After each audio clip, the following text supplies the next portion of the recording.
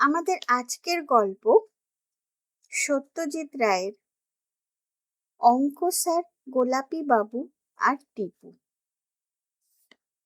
টিপু ভূগোলের বইটা বন্ধ করে ঘড়ির দিকে দেখল। 47 মিনিট পড়া হয়ে গেছে একটানা। এখন 3:13।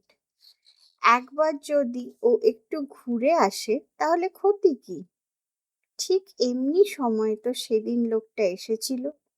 সে তো বলেছিল টিপুর দুঃখের কারণ হলে তবে আবার আসবে। তাহলে কারণ তো হয়েছে, বেশ ভালো রকমই হয়েছে। যাবে নাকি একবার বাইরে? না, মা বারান্দায় বেরিয়েছেন কিসের জন্য জানি। হুশ করে একটা কাক তাড়ালেন এক্ষুনি। তারপর ক্যাঁচ শব্দটায় মনে হলো বেতের চেয়ারটায় বসলেন। বোধহয় রোদ পোয়াচ্ছেন। আর কিছুক্ষণ অপেক্ষা করতে হবে। লোকটার কথা মনে পড়ছে টিপুর। এমন লোক টিপু কোনোদিন দেখেনি। ভীষণ বেটে, গোঁফদাড়ি নেই, কিন্তু বাচ্চাও নয়। বাচ্চাদের এমন গম্ভীর গলা হয় না। তাহলে লোকটা বুড়ো কি? সেটাও টিপু বুঝতে পারেনি। চামড়া কুচকোয়নি কোথাও। গায়ের রং চন্দনের সঙ্গে গোলাপি মিশালে যেরকম হয় তেমনি। টিপুর মনে মনে ওকে গোলাপি বাবু বলেই ডাকে। লোকটার আসল নাম টিপু জানে না। জানতে চেয়েছিল, কিন্তু লোকটা বলল, কি হবে জেনে? আমার নাম উচ্চারণ করতে তোমার জিভ জড়িয়ে যাবে। টিপু বেশ রেগে গিয়েছিল। কেন জড়িয়ে যাবে কেন? আমি প্রত্যুৎপন্ন মতিত্ব বলতে পারি, কিংকর্তব্য বিমূঢ় বলতে পারি, এমনকি ফ্লক্সিনিহিলিপিলিফিকেশনও বলতে পারি। আর তোমার নাম বলতে পারবো না কেন? তাতে লোকটা বলল, একটা জিভে আমার নাম উচ্চারণ করা যাবে না। তোমার বুঝি একটার বেশি জিভ আছে? জিজ্ঞেস করেছিল টিপু। বাংলা বলতে একটার বেশি দরকার হয় না। বাড়ির পেছনে যে ন্যাড়া শিরীষ গাছটা আছে তারই নিচে দাঁড়িয়ে ছিল লোকটা। এদিকটা বড় একটা কেউ আসে না। শিরীষ গাছটার পেছনে খোলা মাঠ, তারও পেছনে ধান ক্ষেত, আর তারও অনেক অনেক পেছনে পাহাড়ের সারি। কদিন আগে টিপু এদিকটা এসে আর একটা ঝোপের ধারে একটা বেজিকে ঘোরাফেরা করতে দেখেছিল। আজ হাতে কিছু পাউরুটির টুকরো নিয়ে এসেছিল ঝোপটার ধারে ছড়িয়ে দেবার জন্য, যদি তার লোভে বেজিটা আবার দেখা দেয়। এমন সময় হঠাৎ চোখে পড়ল গাছতলায় দাঁড়ানো লোকটার দিকে। চোখাচোখি হতেই লোকটা ফিক করে হেসে ফেলল। হ্যালো। সাহেব নাকি? সাহেব হলে কথা বলে বেশি দূর এগোনো যাবে না। তাই টিপু কিছুক্ষণ কিছু না বলে লোকটার দিকে তাকিয়েছিল। এবার লোকটা ওর দিকে এগিয়ে এসে বলল, তোমার কোনো দুঃখ আছে? দুঃখ? দুঃখ? টিপু তো অবাক। এমন প্রশ্ন তাকে কেউ কোনোদিন করেনি। সে বলল, কই না তো, দুঃখ তো নেই। ঠিক বলছো? বারে, ঠিক বলবো না কেন? তোমার তো দুঃখ থাকার কথা ছিল, হিসেব করে তো তাই বেরোলো। কিরকম দুঃখ? ভেবেছিলাম বেজিটাকে দেখতে পাবো, কিন্তু পাচ্ছি না, সেরকম দুঃখ? উহুম উহুম। যে দুঃখে কানের পিছনটা নীল হয়ে যায়, হাতের তেলে শুকিয়ে যায়, সেরকম কিছু দুঃখ। মানে ভীষণ দুঃখ? হ্যাঁ। না, সেরকম দুঃখ নেই। লোকটা এবার নিজে দুঃখ দুঃখ ভাব করে মাথা নেড়ে বলল, না, তাহলে এখন মুক্তি নেই। মুক্তি? মুক্তি, ফ্রিডম। ফ্রিডম মানে মুক্তি, সেটা আমি জানি, বলল টিপু। আমার দুঃখ হলে বুঝি তোমার মুক্তি হবে? লোকটা টিপুর দিকে এক দৃষ্টিতে চেয়ে বলল, তোমার বয়স 10.5। হ্যাঁ, বলল টিপু। আর তোমার নাম শ্রীমান তর্পণ চৌধুরী? হ্যাঁ। তাহলে কোনো ভুল নেই। লোকটা যে ওর বিষয়ে এত খবর পেল কোত্থেকে সেটা টিপু বুঝতে পারল না। টিপু বলল, শুধু আমার দুঃখ হলেই তোমার মুক্তি, আর কারোর দুঃখ হলে নয়? দুঃখে মুক্তি নয়, দুঃখ দূর করলে তবে মুক্তি। কিন্তু দুঃখ তো অনেকের আছে।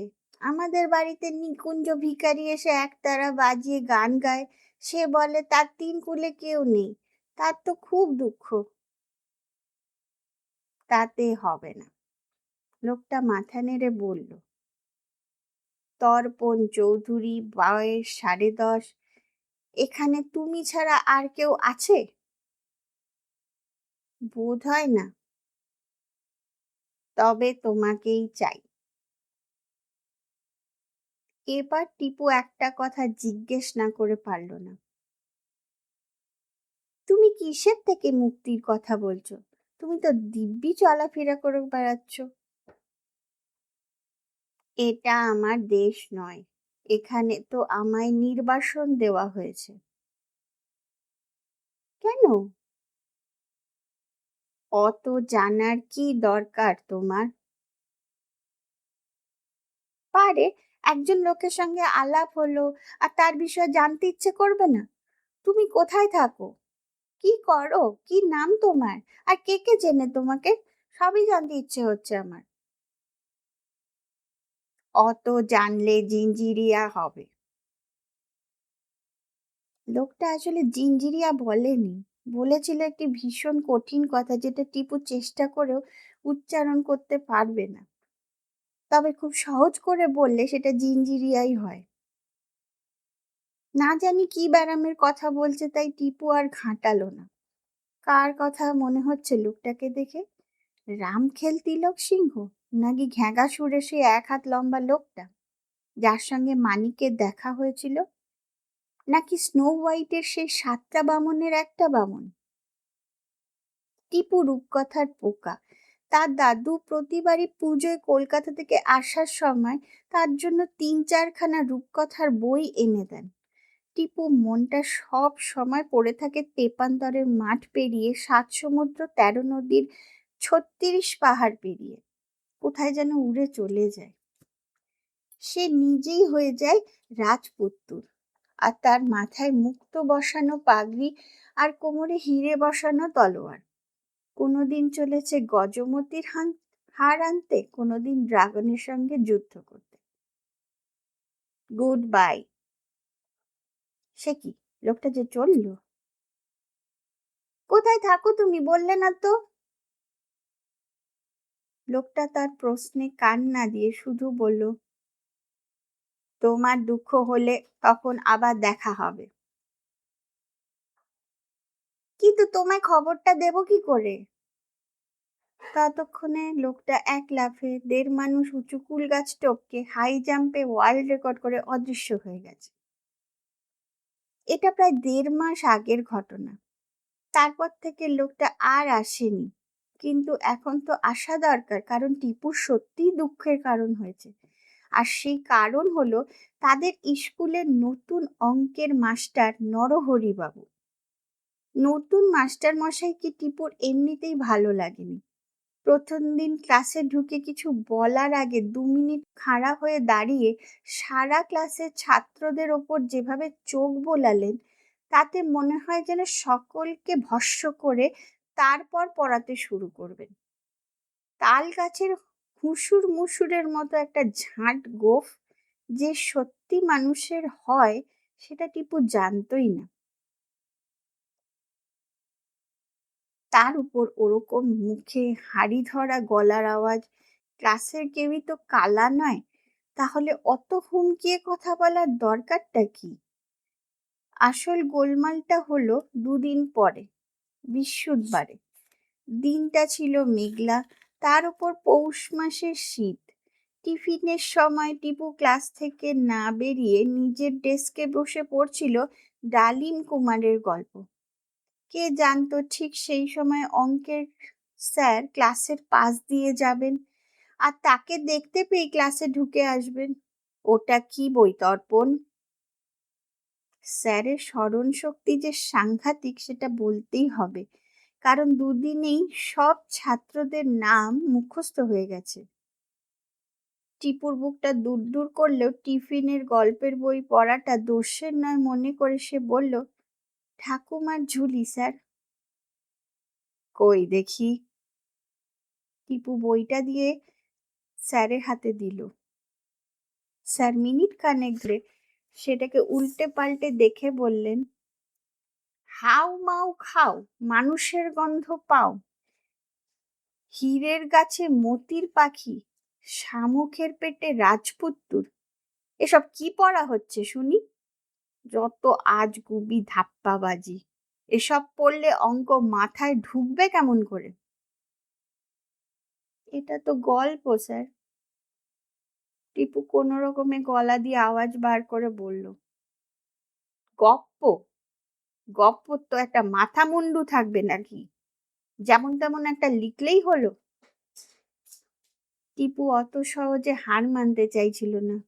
বলল, রামায়ণেও তো গল্প আছে, হনুমান, জাম্বুবান, আর মহাভারতে বক রাক্ষস, হিড়িম্বা রাক্ষসী, আরো কত কি। চ্যাঠামো করো না, দাঁত খিচিয়ে নরহরি স্যার বললেন। ওসব হলো মুনি ঋষিদের লেখা, 2000 বছর আগে। সে তো গণেশ ঠাকুরেরও মানুষের গায়ে হাতির মাথা আর মা দুর্গার 10টা হাত। ও জিনিস আর তোমার এই মন গড়া গাঁজাখুরির গল্প এক জিনিস নয়। তোমরা এখন পড়বে মনীষীদের জীবনী, ভালো ভালো ভ্রমণ কাহিনী, আবিষ্কারের কথা, মানুষ কি করে ছোট থেকে বড় হচ্ছে সেই সব কথা। তোমাদের বয়সের বাস্তব কথার দাম হচ্ছে সবচেয়ে বেশি। তোমরা হলে বিংশ শতাব্দীর ছেলে। আদিকালের পল্লী গ্রামে যে জিনিস চলতো সে জিনিস আজ শহরে চলবে কি করে? এসব পড়তে হলে পাত্তারি নিয়ে পাঠশালায় গিয়ে বসতে হবে আর দুলে দুলে কড়াকিয়া গন্ডাকিয়া মুখস্থ করতে হবে। যেসব পারবে তুমি। টিপু চুপ করে রইল। এই সামান্য ব্যাপার নিয়ে এত কথা শুনতে হবে সেটা ভাবতে পারেনি। ক্লাসে আর কে কে এই বই পড়ে? অঙ্ক স্যার জিজ্ঞেস করলেন। সত্যি বলতে কি আর কেউ পড়ে না। শীতল একবার টিপুর কাছ থেকে একটা হিন্দুস্থানি উপকথা ধার নিয়ে গিয়েছিল, পরের দিনই ফেরত দিয়ে বলল, ধুস, এর চেয়ে অরণ্যদেব অনেক ভালো। আর কেউ পড়ে না স্যার, বলল টিপু। তোমার বাবার নাম কি? তারানাথ চৌধুরী। কোথায় থাকো তোমরা? স্টেশন রোড, 5 নম্বর। বইটা ঠক করে ডেস্কের ওপর ফেলে অঙ্ক স্যার চলে গেলেন। স্কুলের পর টিপু সোজা বাড়ি ফিরল না। স্কুলের পূব দিকে ঘোষেদের আম বাগানটা ছাড়িয়ে বিষ্ণুরাম দাসের বাড়ির বাইরে বাঁধা সাদা ঘোড়াটার দিকে কিছুক্ষণ অন্যমনস্কভাবে চেয়ে রইল। জামরুল গাছটায় ঠেস দিয়ে দাঁড়িয়ে। বিষ্ণুরাম বাবু বিড়ির কারখানা আছে, ঘোড়ায় চড়ে কারখানায় যান। বয়স 50-এর ওপর, কিন্তু এখনো মজবুত শরীর। টিপু প্রায় এসেই দাঁড়িয়ে দাঁড়িয়ে ঘোড়াটাকে দেখে, কিন্তু আজ আর কিছু ভাল লাগছিল না। তার মন বলছে অঙ্ক স্যার তার গল্পের বই পড়া বন্ধ করার একটা মতলব করছে। গল্পের বই না পড়ে সে থাকবে কি করে? সারা বছরে একটা দিনও তার গল্পের বই পড়া বন্ধ থাকে না। আর সবচেয়ে ভালো লাগে এই সব বইগুলো যেগুলো অঙ্ক স্যার দেখে বললেন আজগুবি বা গাঁজাখুরি। কই, ও তো এইসব বই পড়েও অঙ্কেতে কোনোদিন খারাপ করেনি। গত পরীক্ষায় 50-এ 44 পেয়েছিল। আর আগের অঙ্কের স্যার ভূদেবের কাছে তো অঙ্কের জন্য কোনোদিন ধমকও খেতে হয়নি। শীতকালের দিন ছোট বলে এমনিতেই টিপু এবার বাড়ি ফিরবে ভাবছিল, এমন সময় ব্যাপার দেখে ঝট করে গাছের আড়ালে গা ঢাকা দিতে হলো। অঙ্ক স্যার নরহরি বাবু বই ছাতা বগলে এদিকেই আসছেন। তাহলে কি ওর বাড়ি এদিকে? বিষ্ণুরাম বাবুর বাড়ির পরে আরো গোটা পাঁচেক বাড়ি আছে অবশ্যই এই রাস্তায়। তারপরেই হামলাটুনির মাঠ। ওই মাঠের পূর্ব দিকে এককালে রেশমের কুঠি ছিল। হ্যামিল্টন সাহেব ছিলেন তার ম্যানেজার। ভয়ঙ্কর কড়া মেজাজের মানুষ ছিলেন তিনি। ৩২ বছর ম্যানেজারি করে কুঠির পাশেই তার বাংলোতে তিনি মারা যান। তার নামেই এই মাঠের নাম হয়েছে হামলাটুনির মাঠ। আলো পড়ে আসা পৌষ মাসের বিকেলে জামরুল গাছের আড়াল থেকে ও দেখছে নরহরি স্যারকে। ভারী অবাক লাগছে তার হাবভাব দেখে। স্যার এখন বিষ্ণুরামবাবুর ঘোড়ার পাশে দাঁড়িয়ে ঠোঁট ছুচলো করে চুকচুক শব্দ করে ঘোড়ার কাঁধে হাত বোলাচ্ছেন। এমন সময় খুট করে বাড়ির সদর দরজার খোলার শব্দ হলো, আর বিষ্ণুরাম বাবু নিজেই চুরুট হাতে বেরিয়ে এলেন। নমস্কার। ঘোড়ায় কাঁধ থেকে হাত সরিয়ে অঙ্ক স্যার বিষ্ণুরাম বাবুর দিকে ফিরলেন। বিষ্ণুরাম বাবু নমস্কার করে বললেন, এক হাত হবে নাকি? সেই জন্যই তো আশা, বললেন অঙ্ক স্যার।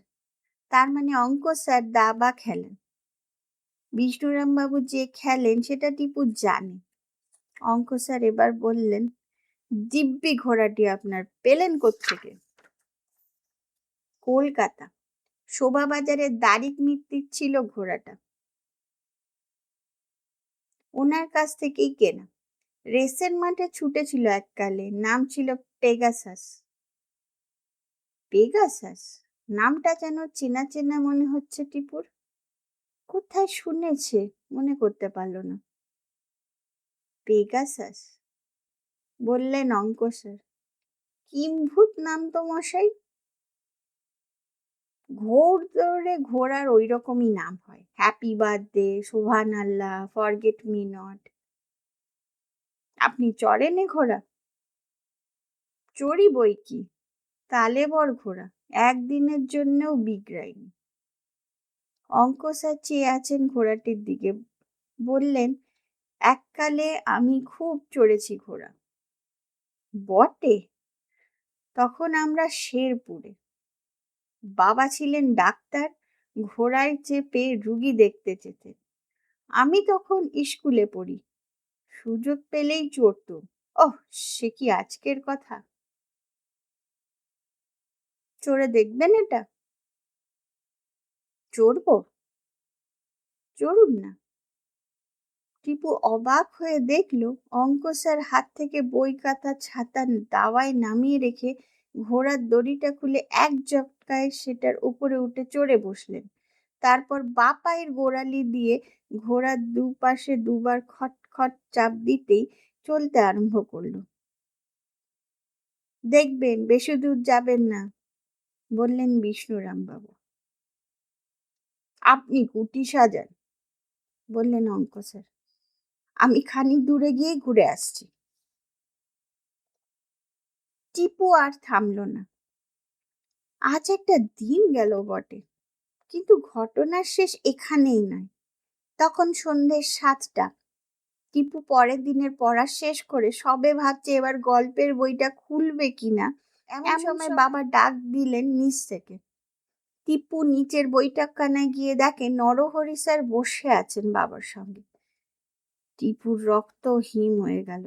বাবা বললেন, তোমার দাদুর দেওয়া যে বইগুলো রয়েছে সেগুলি ইনি একবার দেখতে চাইছেন, যাও তো নিয়ে এসো গিয়ে। টিপু নিয়ে এলো 27খানা বই। 3 খেপে আনতে হলো। অঙ্ক স্যার ঝাড়া 10 মিনিট ধরে বইগুলোকে দেখলেন, মাঝে মাঝে মাথা নাড়েন আর হুম করে একটা শব্দ করেন। তারপর বইগুলো রেখে দিয়ে বললেন, দেখুন মিস্টার চৌধুরী, আমি যেটা বলছি সেটা আমার অনেক দিনের চিন্তা গবেষণার ফল। ফেয়ারি টেইলই বলুন আর রূপকথাই বলুন বা উপকথাই বলুন, এর ফল হচ্ছে একটাই, ছেলে মেয়েদের মনে কুসংস্কারের বীজ বপন করা।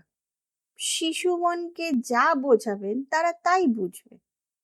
সেখানে আমাদের বড়দের দায়িত্বটা হলো কতখানি সেটা একবার ভেবে দেখুন। আমরা কি তাদের বোঝাবো বোয়াল মাছের পেটে মানুষের প্রাণ? যেখানে আসল কথাটা হচ্ছে মানুষের প্রাণ থাকে মানুষের হৃৎপিণ্ডে, তার বাইরে কোথাও থাকতে পারে না, থাকা সম্ভব নয়। বাবা পুরোপুরি কথাটা মানছেন কিনা সেটা টিপু বুঝতে না পারলেও এটা সে জানে, স্কুলের মাস্টারদের কথা যে মেনে চলতে হয় এটা তিনি বিশ্বাস করেন। ছেলে বয়সটা মেনে চলারই বয়স টিপু, এ কথা বাবা অনেকবার বলেছেন। বিশেষ করে গুরুজনদের কথা তো মানতেই হবে। নিজের ইচ্ছে মতো সবকিছু করার বয়সও আছে একটা, কিন্তু সেটা পড়াশোনা শেষ করে নিজের পায়ে দাঁড়ানোর পর। তখন তোমাকে কেউ বলবে না এটা কর ওটা কর, বা বললেও তোমার তখন নিজের মতটা দেওয়ার অধিকার আছে, কিন্তু সেটা এখন নয় বাবা। আপনার বাড়িতে অন্য ধরনের শিশু পাঠ্য বই নেই? জিজ্ঞাসা করলেন নরহরি স্যার। আছে বই কি, বললেন বাবা। আমার বুক শেলফেই আছে, আমার স্কুলের প্রাইজ পাওয়া বই। টিপু তুই দেখাসনি? সব পড়া হয়ে গেছে বাবা, বলল টিপু। সবগুলো? সবগুলো। বিদ্যাসাগরের জীবনী, সুরেশ বিশ্বাসের জীবনী, ক্যাপ্টেন স্কটের দক্ষিণ মেরু অভিযান, মাঙ্গো পার্কের আফ্রিকা ভ্রমণ, ইস্পাতের কথা, মহাকাশযানের কথা। প্রাইজ আর কটাই বা পেয়েছো বাবা? তা বেশ তো, বললেন বাবা। নতুন বই এনে দেওয়া যাবে খন। আপনি এখানে তীর্থঙ্কর বুক স্টলে বললে ওরা কলকাতা থেকে আনিয়ে দেবে বই, বললেন অঙ্ক স্যার। সেসব বই তুমি পড়বে এবার থেকে, তর্পণ এগুলো বন্ধ। এগুলো বন্ধ? ওই দুটো কথা যেন মুহূর্তে পৃথিবীটা টিপুর চোখের সামনে অন্ধকার হয়ে গেল। এগুলো বন্ধ? আর বন্ধ যাতে হয় তার জন্য বাবাও অঙ্ক স্যারের থেকে বইগুলো নিয়ে তার আলমারির তাকে ভরে ফেলে চাবি বন্ধ করে দিলেন।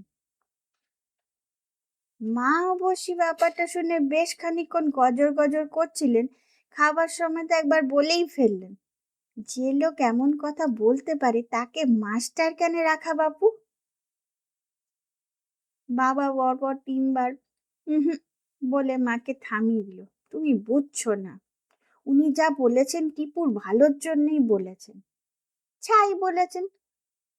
তারপর টিপুর মাথায় হাত বুলিয়ে বললেন, তুই ভাবিস নে রে, আমি বলবো তোকে গল্প। তোর দিদিমার কাছ থেকে অনেক গল্প শুনেছি আমি ছোটবেলায়, সেসব তো আর ভুলিনি, বলবো আমি তোকে। টিপু কিছু বলল না। মুশকিল হচ্ছে কি, মার কাছে টিপু এককালে অনেক গল্পই শুনেছে, তার বাইরে মা আর কিছু জানে না বলেই মনে হয়। আর জানলেও বই পড়ার মজা মুখে শোনা গল্পে নেই। বইয়ের মধ্যে ডুবে যাওয়া একটা আলাদা ব্যাপার, সেখানে শুধু গল্প আর তুমি, মাঝখানে কেউ নেই। সেটা মাকে বোঝাবো কি করে? আরো দুদিন গেল টিপু বুঝতে যে এটা সত্যি সত্যি সে দুঃখ পাচ্ছে। গোলাপি বাবু যে দুঃখের কথা বলেছিলেন এটা সেই দুঃখ। এবার উনি যদি কিছু করতে পারেন। আজ রবিবার, বাবা ঘুমোচ্ছেন। মা বারান্দা ছেড়ে ঘরে ঢুকে সেলাইয়ের কল চালাচ্ছেন। এখন বেজেছে 3:30। এখন একবার পিছনের দরজা দিয়ে বাইরে যাওয়া যেতেই পারে।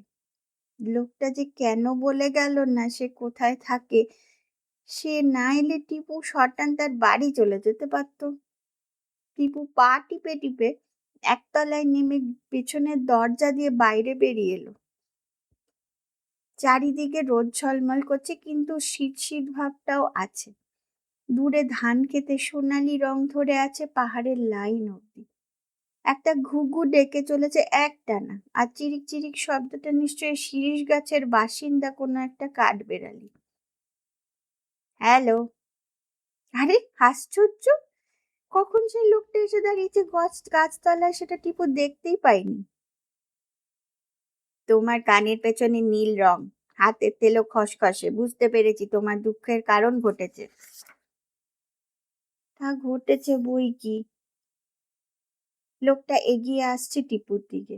আবার সেই পোশাক, আবার মাথায় চুলগুলো ফটফট করে ঝুঁটির মতো উঠছে বাতাসে। কি ঘটেছে সেটা বলতে হবে তো, না হলে আমি কিংকর্তব্য বিমূঢ়। টিপু হাসি পেল লোকটাকে শুধরোবার চেষ্টা না করে। অঙ্ক স্যারের পুরো ব্যাপারটা সংক্ষেপে বলল। বলতে বলতে চোখে জল এসে গেল, মনের জোরে নিজেকে সামনে নিলেন টিপু। হুম, বলে লোকটা ১৬ বার ধীরে ধীরে মাথা উপর নিচ করল। টিপু ভেবেছিল আর থামবেই না, আর সেই সঙ্গে এও মনে হয়েছিল যে লোকটা হয়তো কোনো উপায় খুঁজে পাচ্ছে না। যদি না পায় তাহলে কি দশা হবে সেটা ভেবে টিপুর আবার চোখে জল এসে গিয়েছিল। কিন্তু শেষ পর্যন্ত লোকটা মাথা নাড়া থামিয়ে আবার হু বলাতে টিপুর ধরে প্রাণ এলো। তুমি কিছু ভেবেছো, কিছু করতে পারবে? টিপু ভয়ে ভয়ে জিজ্ঞেস করলো।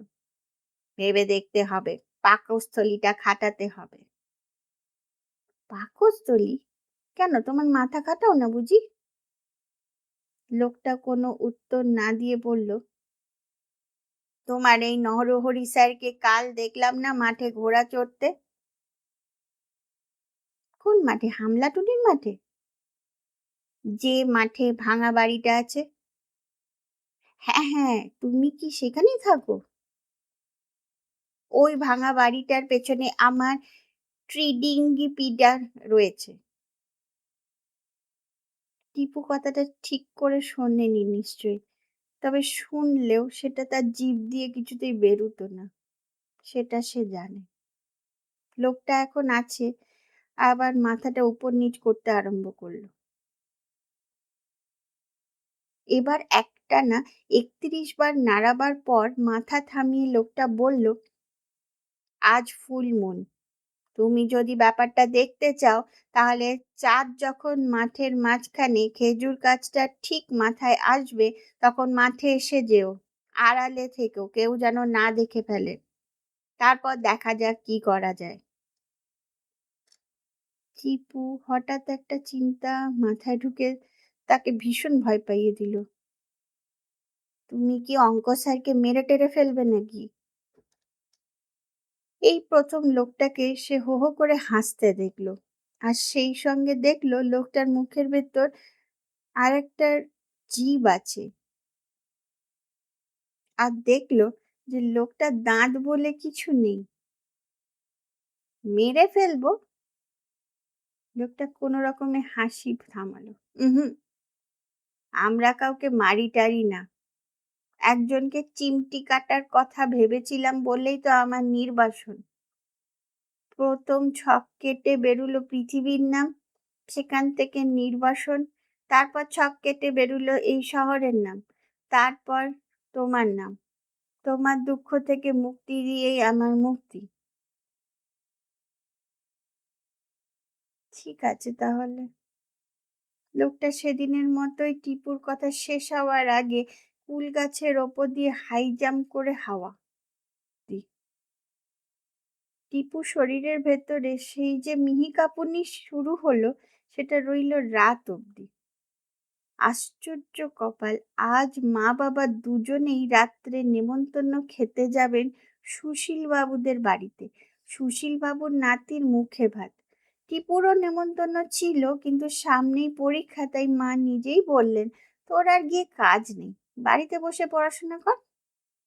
7:30 মা বাবা বেরিয়ে যাওয়ার পর টিপু 5 মিনিট অপেক্ষা করে পূব দিকটা হলদে হতে শুরু করেছে দেখেই বেরিয়ে পড়ল।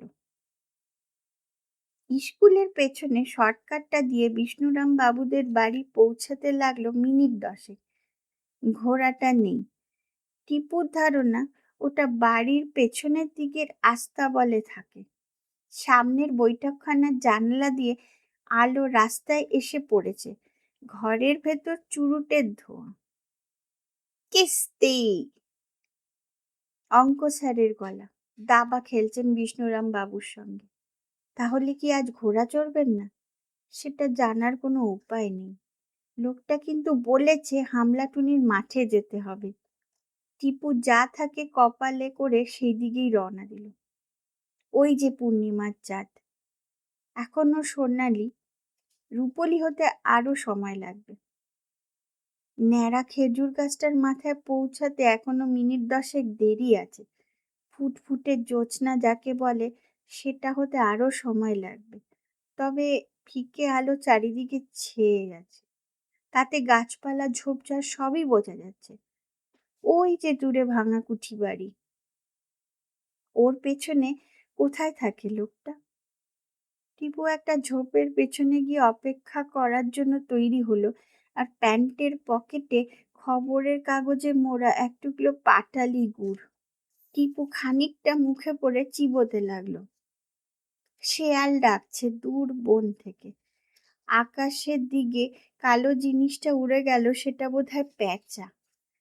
গরম কোটের ওপর একটা খয়েরি চাদর জড়িয়ে নিয়েছে টিপু, আর তাতে গা ঢাকা দেওয়ার সুবিধা হবে, শীতটাও বাগে আসবে। 8টা বাজার যে শব্দটা দূর থেকে এসেছে সেটা নিশ্চয় বিষ্ণুরাম বাবুদের ঘড়ির শব্দ। আর তারপরেই টিপু শুনতে পেল খটমট খটমট খটমট। ঘোড়া আসছে। টিপু ঝোপের পাশ থেকে মাথাটা বার করে এক দৃষ্টিতে চেয়ে আছে মোড়ের দিকে। হ্যাঁ, ঘোড়া তো বটেই, আবার তার পিঠের ওই নরহরি স্যার। কিন্তু ঠিক সেই সময় ঘটে গেল একটি সাংঘাতিক দুর্ঘটনা। একটা মশা কিছুক্ষণ থেকে টিপুর কানের পাশে ঘোরাফেরা করছিল। টিপু হাত চালিয়ে সেটাকে যথাসম্ভব দূরে রাখতে চেষ্টা করছিল, কিন্তু শুরুত করে সেটা ঢুকে গেল টিপুর নাকের ভেতর। 2 আঙুল দিয়ে নাক টিপে যে হাঁচি চাপা যায় সেটা টিপু আগে পরীক্ষা করে দেখেছে, কিন্তু এখন নাক টিপলে মশাটা আর বেরোবে না। তাই মনে করে সে হাঁচিটা আস্তে দিল। আর তার শব্দটা খোলা মাঠে শীতের রাতে থমথমে ভাবটাকে এমন করে খানকার করে দিল যে কি বলবো। ঘোড়া থেমে গেছে। ঘোড়ার পিঠ থেকে একটা জোরালো টর্চের আলো এসে পড়ল টিপুর ওপর। দর্পণ!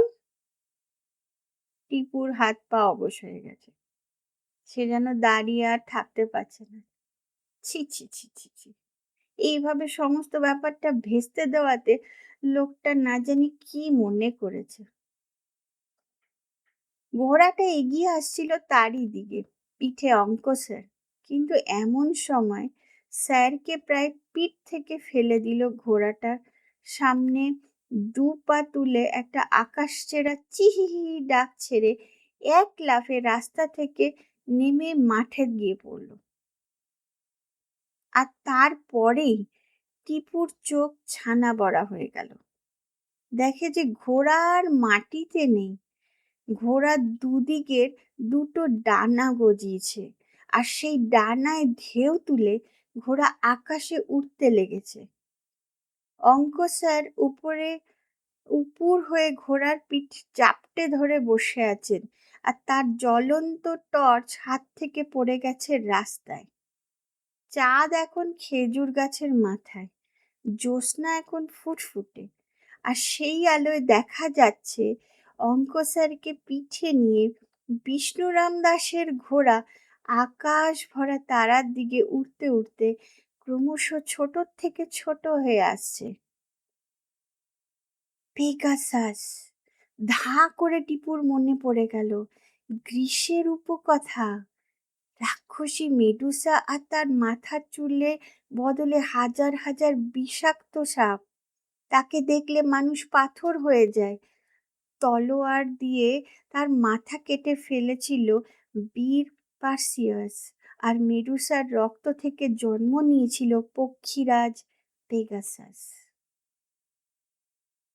তুমি বাড়ি যাও দর্পণ। পাশে দাঁড়িয়ে সেই অদ্ভুত লোকটা, চাঁদের আলো তার মাথায় সোনালি ঝুঁটিতে। Everything is all right. 3 দিন হাসপাতালে ছিলেন অঙ্ক স্যার। শরীরে কোনো জখম নেই, খালি মাঝে মাঝে শিউরে উঠতেন, আর জিজ্ঞেস করলে কিছু বলতেন না। 4 দিনের দিন হাসপাতাল থেকে বেরিয়ে অঙ্ক স্যার টিপুদের বাড়িতে এলেন। বাবার সঙ্গে কি সব যেন কথা হলো, টিপু জানলো না সেটা। অঙ্ক স্যার চলে যাবার পরেই বাবা টিপুকে ডাকলেন, ইয়ে তোর বইগুলো নিয়ে যা আলমারি থেকে। উনি বললেন ওসব গল্পে তার আপত্তি নেই। সেই লোকটাকে আর দেখেনি টিপু। তার খোঁজে একদিন গিয়েছিল কুঠি বাড়ির পেছনটায়। পথে যেতে দেখেছে বিষ্ণুরামের ঘোড়া যেমন ছিল ঠিক তেমনই আছে, কিন্তু কুঠি বাড়ির পেছনে কিচ্ছু নেই। শুধু একটা গিরগিটি দেখতে পেয়েছিল টিপু, যেটার রং একদম গোলাপি।